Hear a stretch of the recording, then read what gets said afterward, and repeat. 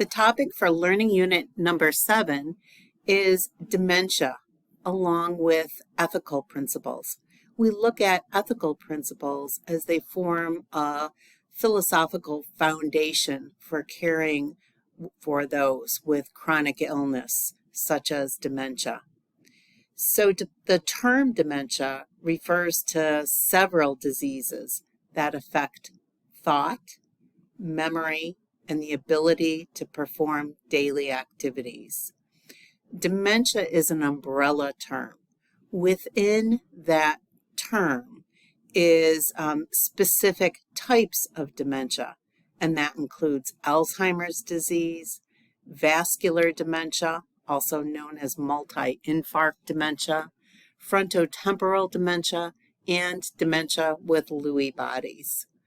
This illness mainly affects older people, and it gets worse over time. It's not just a national problem. It's not just a North America problem. It is a worldwide problem. More than 55 million people across the globe have dementia, with nearly 10 million new cases annually. A majority of those cases, 60%, of dementia cases occur in low and middle income countries. It's the 7th leading cause of death worldwide, but it's also a major cause of disability and dependency, especially among older people.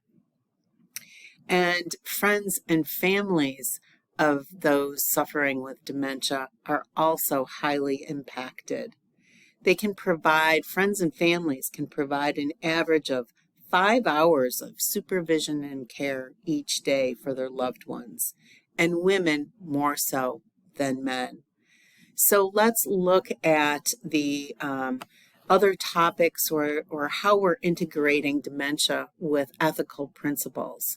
We're looking at ethical principles such as beneficence, doing good, non-malfeasance, not doing harm, autonomy, veracity. We look at all of those principles as we care for those with dementia and as we care for their caregivers.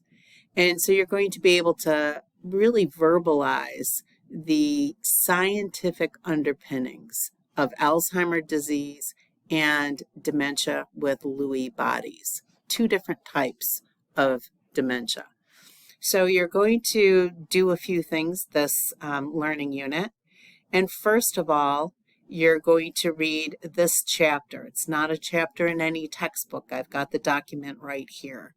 And it is just a few pages of a chapter, but it really makes sure that you understand what the ethical principles of beneficence, non-malfeasance, respect for autonomy, dignity, veracity, which is truth-telling, and distributive justice.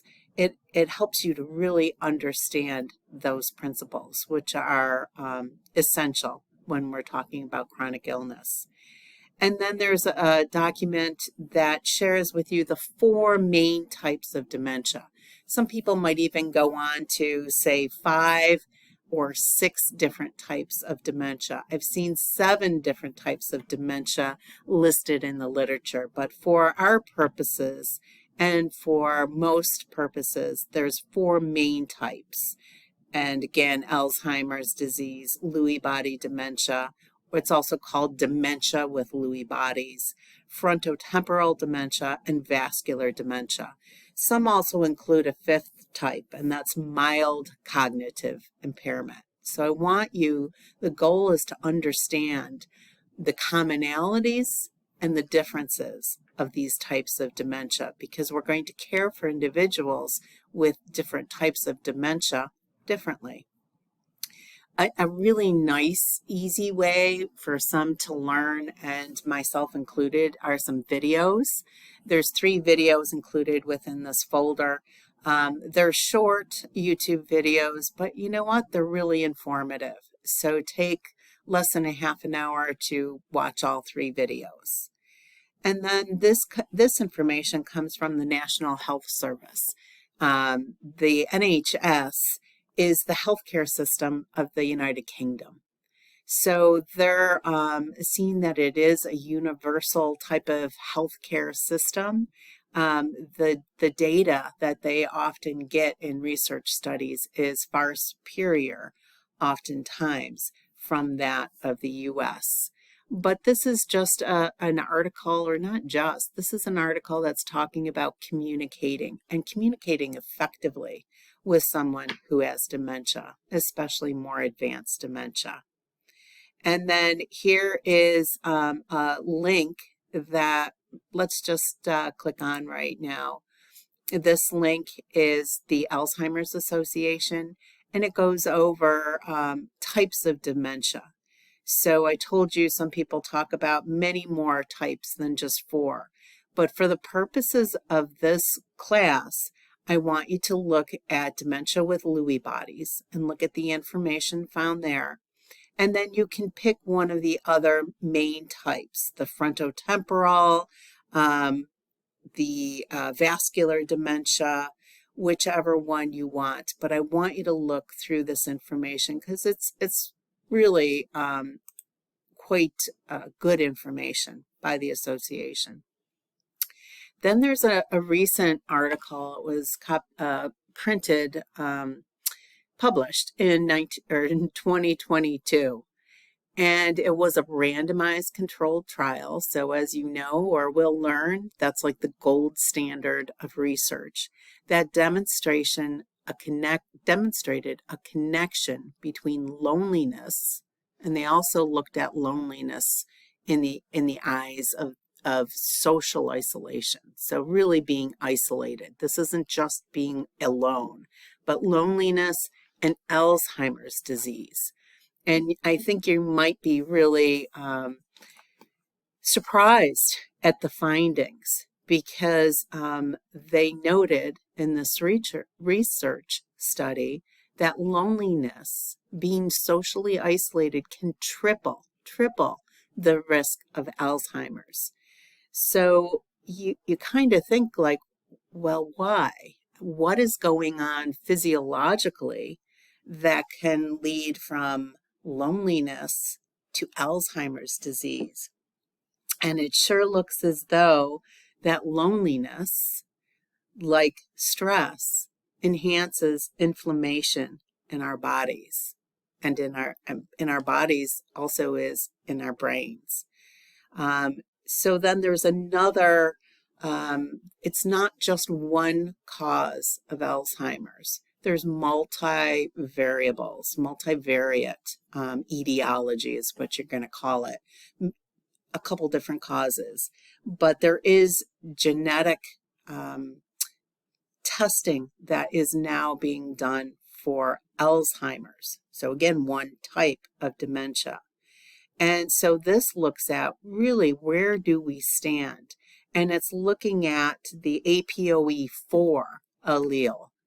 So it's another shorter document, but very important for you to look at, because now we're looking at loneliness may lead to Alzheimer's. We know it triples the risk. We know that there's genes that we inherit from both mother and father.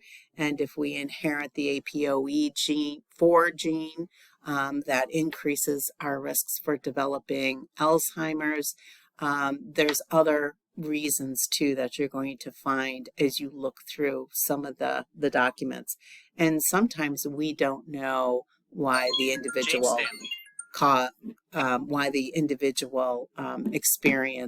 experiences the onset of Alzheimer's. Quiz number 7, you're going to have 2 attempts, but you're going to read, after you read the articles, review the videos, learn about dementia, you're going to take this quiz, and you have 2 attempts to complete. And then the last part of the assignment is your discussion board. And this is going to give you a case study. You're now a nurse, so you're a home care nurse seeing a patient in his home after he's had hip surgery, post-hip pinning. And your patient's name is Paul Parker. Mr. Paul Parker is 73. He was diagnosed with Parkinson's last year, and he slipped, he fell on the ice and he fractured his hip. So you may think you're going in to really focus on this patient's healing of his fractured hip. But as you're completing your assessment, other things come up. So I'll let you read through this. And based on what you know about the ethical principles of, so you're probably going to want to include these in your post: autonomy, dignity, and veracity. What are you going to tell Mr. Paul Parker and his wife, Sarah? How are you going to answer them? So you can put together your post as if you are that nurse, the home care nurse, talking to the Parkers.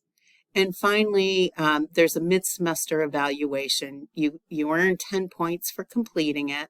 You get those 10 points no matter what you say or whether I like what you have to say or not.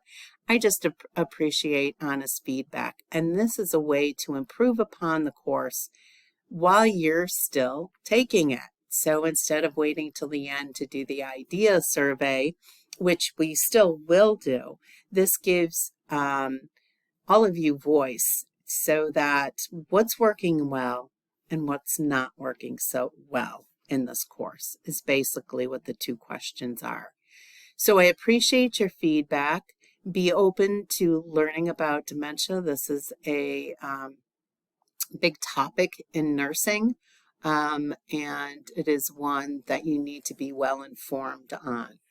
So I appreciate your hard work and hope that you have a good week.